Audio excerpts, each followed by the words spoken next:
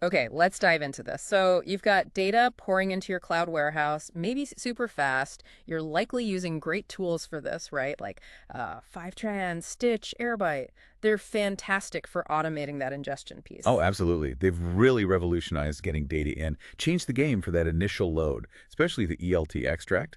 Load, transform. Get it in quickly. That's the key part they solve. Exactly. Load first. But here's the catch, and it's something that really came through in the material we looked at. Just because the data arrived doesn't mean it's, well, any good. Meaning it's not trustworthy? Not necessarily. No raw data pulled from all over the place.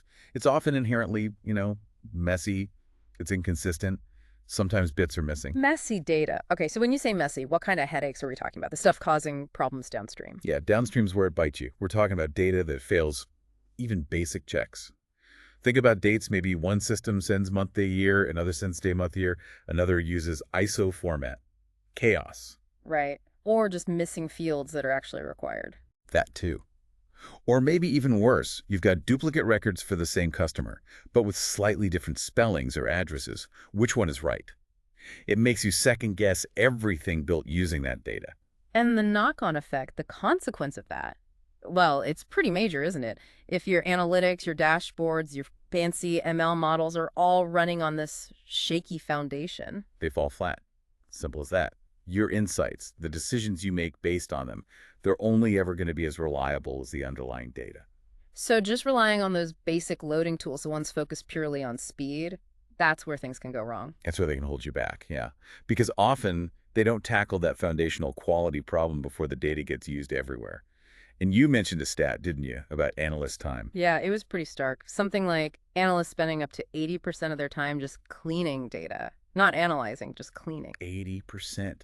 Just think about that. Think about the wasted resources, the cost, the delayed insights. It's huge. It really is. Yeah. So, okay, our mission for this deep dive then, based on everything we've looked at, is to move past just, you know, shoveling data into the warehouse. We need to explore what it really means to manage data quality DQ intentionally, like right from the get-go. Exactly. How do we make that fast data actually trustworthy data?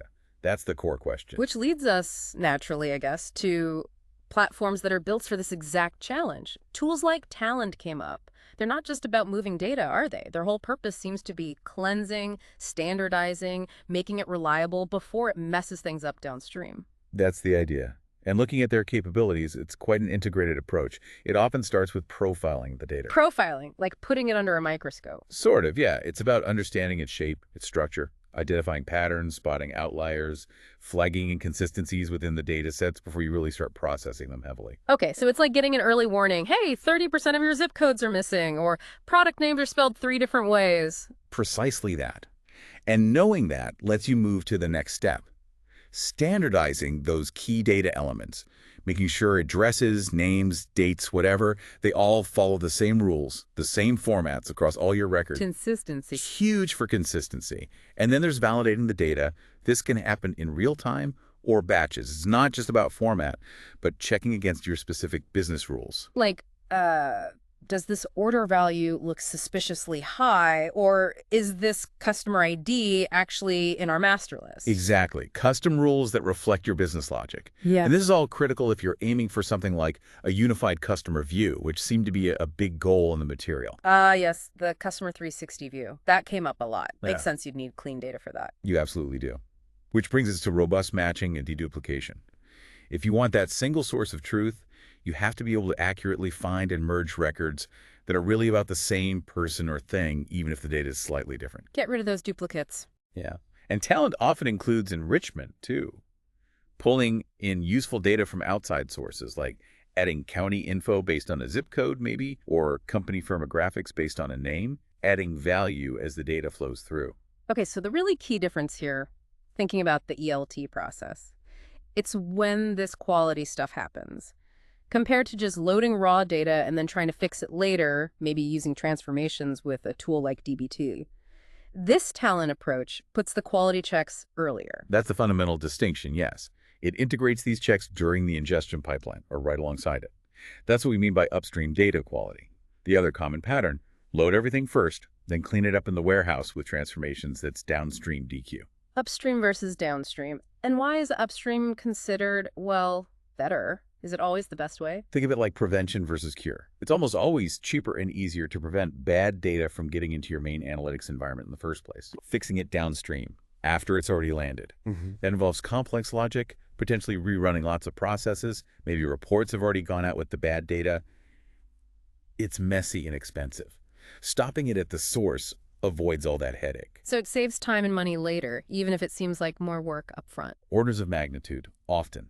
Now, do you need intense upstream validation for every single data point? Maybe not. Some raw data might be fine for exploration, but for your critical data, the stuff driving key reports, compliance, core business functions, getting the quality right upstream makes everything that follows much, much simpler and more reliable. Okay, that makes a lot of sense. Prevention saving trouble down the line.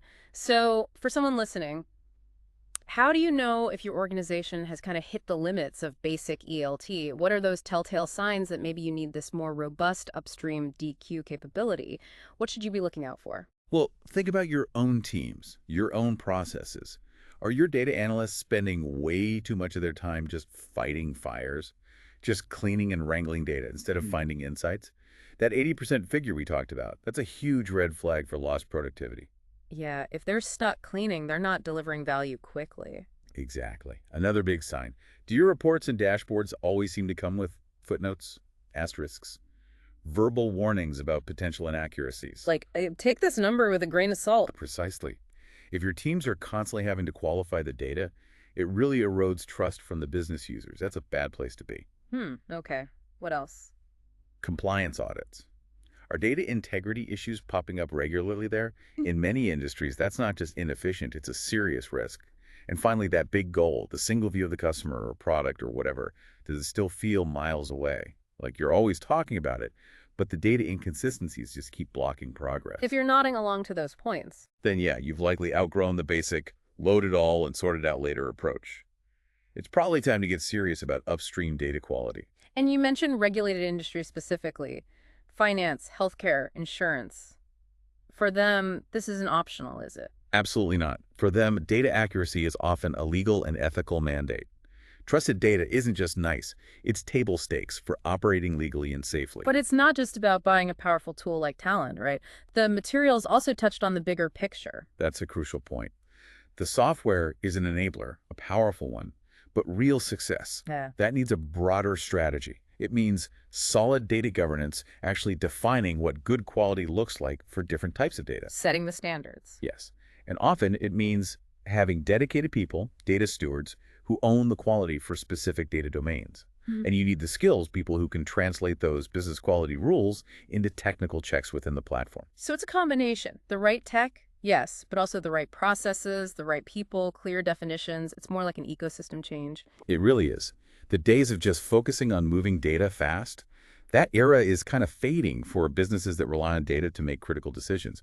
Treating data quality as, a first-class citizen right from the start, dealing with it upstream, that's becoming non-negotiable if you want trusted insights. So a final thought for everyone listening. If those trusted insights are the goal, and you're seeing those signs, feeling that pain of messy data, what are the real, maybe hidden costs of just letting those problems continue downstream in your current setup? Something to really think about when you look at your data pipelines.